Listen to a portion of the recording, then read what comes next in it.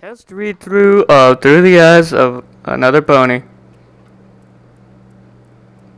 Alright, here we go. Or what's it? Author's note. First ponyfic. To my eventual and no doubt enduring critics. Gently, please. Also, for those of you looking to read a book, don't read this. It's not a book. It's not written as a book. It's written as a brony sitting down and telling you what happened, how it happened, and what it all meant to him. Nothing more. Enjoy. Most people do not take sudden change well. I figure I work with it pretty easily, as long as the change isn't bizarre. Waking up outside on the grass was a first for me, but I've been known to have some pretty wild parties at my place, and my sister is never kind enough to drag me to my bed and when I do pass out. Despite the fact that I've held her hair/head out of the toilet during similar occasions, still, I was not hungover. Surprisingly enough, not even that groggy beyond usual deep sleep clinging to me. Indeed, had I been much more comfortable, I'd had probably rolled over and proceeded to greedily yank more Z's into my morning. I wiped at my eyes with my hoof and decided that at the very least crawling to my bed would be in order. Then I realized I just wiped at my eyes with a hoof, and not my usual hand consisting of 5 digits. I'm not sure why, but my first thought consisted of wondering how I didn't injure my eyes scraping at them with a hoof. That's when I first told myself that I had finally slipped into insanity. It had taken a while to be sure, but I mean, come on! Who wakes up with hooves instead of hands, right? That's just nonsense. Well, nonsense or not, telling myself that my insanity was taking an unscheduled absence for some reason, I've got plenty I assure you, was not making it any better, and it certainly wasn't getting me off this dewy grass. So I decided to play ball and examine the hoof as I got up. It was definitely a hoof. An ash gray hoof. I could tell from the shape and having seen some hooves in my time, you see. I then held up my other hoof and to make a comparison before unceremoniously crashing to the ground. Ow! I remarked before shaking my head in confusion and getting back up on all fours. Note to self, ponies cannot elevate themselves off the ground without the use of their front legs holding them up. I suppose this is where I'm supposed to become a pony. I'm not gonna lie, folks. I am lazy. Not incredibly lazy, but yeah, I'm up there when it comes to doing things that are mentally draining. When it comes to the mentally exhausting stuff, I just don't want to do it, and freaking out is very much one of those things. I mean, it's up there with doing your taxes and attending those stupid webinars. I don't know what that is. So rather than losing my mind over that, I sat down exactly the way ponies don't and examined my hooves again. This time keeping at least one off on the ground at any given time. So I'm a pony, I muttered out loud, still trying to sell the possibility of insanity to myself. This has terrible implications. With that in mind, I decided to focus on my surroundings, namely to find a mirror so I could examine my poniness and be as appreciative as I should be. I quickly deduced that I was in Ponyville. Big surprise. Shockingly enough, though, it was early in the morning and not during the hustle and bustle of the day. Which would have made my experience even more disorienting. Whatever sick burp that did this to me, I was grateful for that much, I noted.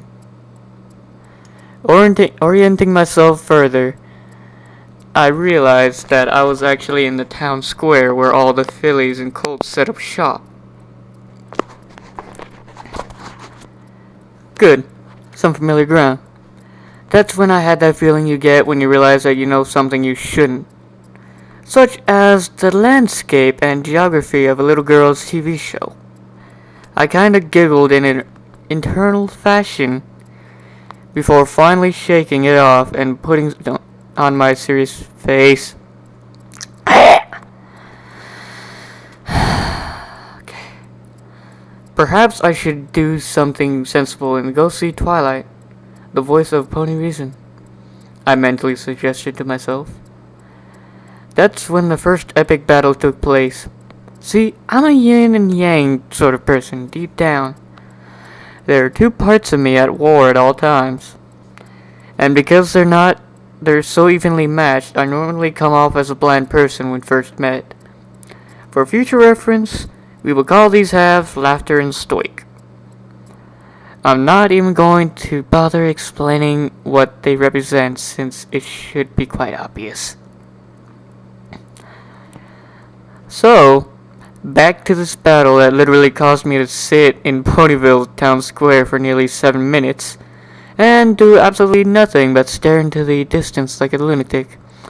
Laughter wanted to go find Pinkie Pie and throw fruit at her in an attempt to get her to throw fruit back. What the heck? I don't remember this being so funny. Thus, leading to the great produce showdown that would forever go down as the most wasteful piece of hilarity to have ever taken place in Equestria without a stage, ticket price, and trained performers. Stoic, however, is a very persuasive fellow. It's his specialty, you see, being the voice of perfect and sound reason. And while I just about ran off to Sugar Cube Corner, Stoic was very adamant that I at least familiarize myself a bit with my settings rather than run off and cause an incident without fully understanding the consequences. Besides, Pinkie might be allergic to papayas, and I don't think my conscience could handle bringing them harm to any pony. And I'd still get to meet one of my favorite ponies if I went to Twilight's library anyways. I know, it didn't take 7 minutes to process that for you, but trust me, it was like trying to solve a calculus equation with the stereo blasting some death metal and the winter wrap-up song at the same time for me. Pure mental chaos that eventually faded with time, to be sure. Sorry. With that, I decided to pull out a cigarette, lit it, and started to walk towards what I felt was likely the direction to get to the tree library that housed a certain purple pony. Then I did my first actual double take. I'll just list out the questions and thoughts that went through my head rather than try to explain just how it all gushed out of my cognitive process. 1. Holy bit, I'm a pony and I'm smoking! 2. Holy bit, cigarettes on Equestria. 3. I am such a corrupting influence, and I haven't even spoken to any pony yet. 4. Where the hey did that bag of cigarettes go? 5. How the hey did I just light that cigarette? 6. Where the hey did that pack of cigarettes come from? 7. Where's the nearest ashtray? 8. I can't smoke here, think of the ponies. 9. If I try and quit, I might lose my temper at a pony. 10. I'm sorry, but you've thrown off the Emperor's Groove. Burp. Merp merp. Herp derp herp derp herp derp herp. Sorry, got bored there. Alright, here we go. This caused yet another mental foray within myself, and I eventually decided to go to just smoke it and bury the filter later. I know smoking is bad. I don't do it because I like it. I hate it actually. I do it because I'm addicted, and attempts made at quitting have led to murderous tempers. I am a Zen master with having had a smoke in the last 4 hours.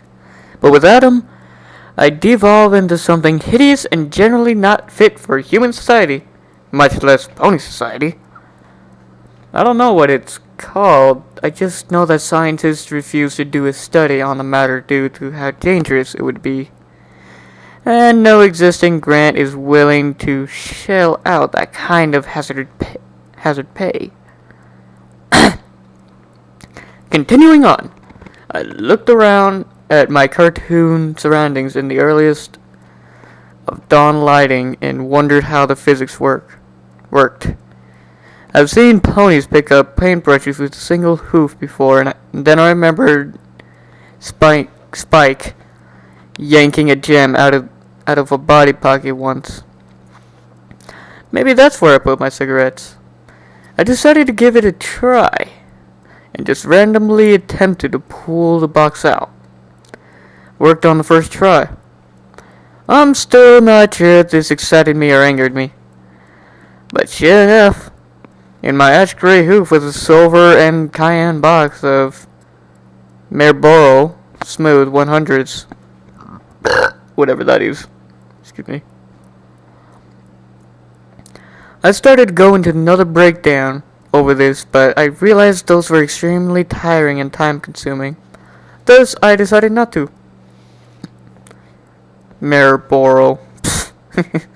I said with a snicker as I spotted a very familiar library in the distance, putting the box of cigarettes back. A small widening, I began to run, gallop, towards the big tree, before stopping just at the door, and wondering just how early it was. I pulled out my smartphone and clicked the button on it to check the time. 6:52 a.m. I put it away before doing another double take. Just how much crap did I have on me? Ah! Whatever. Almost 7 in the morning. Applejack is definitely awake right now. Pinky probably sleeps in, being the party animal that she is. Twilight, however, I was not sure. She was something of a night owl last I had checked, so she could be a late sleeper. Spike's an early riser at least, right? Damn the torpedoes! I muttered before clopping at the door. I don't even know what the heck that is. Sure enough, the door opened up, and there he was, 2 feet, nothing. Well, it seemed that high to me, anyway. And staring up at me with a slightly confused yet welcoming purple smile. The only dragon to have ever achieved bony amounts of cute. Spike. Can I help you? Can I help you? He asked politely, regarding me with an increasingly strange look. Oh, I was a little caught off guard, but I eventually recovered and asked what I felt was a perfectly sensible question. I'm new in town, and I heard this was the local library. Being something of a foreign scholar, and I wanted to peruse the contents, but I wasn't sure if it was available to just anybody. Is it public or private, my good sir? Alright, I'm gonna go ahead and end it there, because I don't know how long. Yep, ending it there.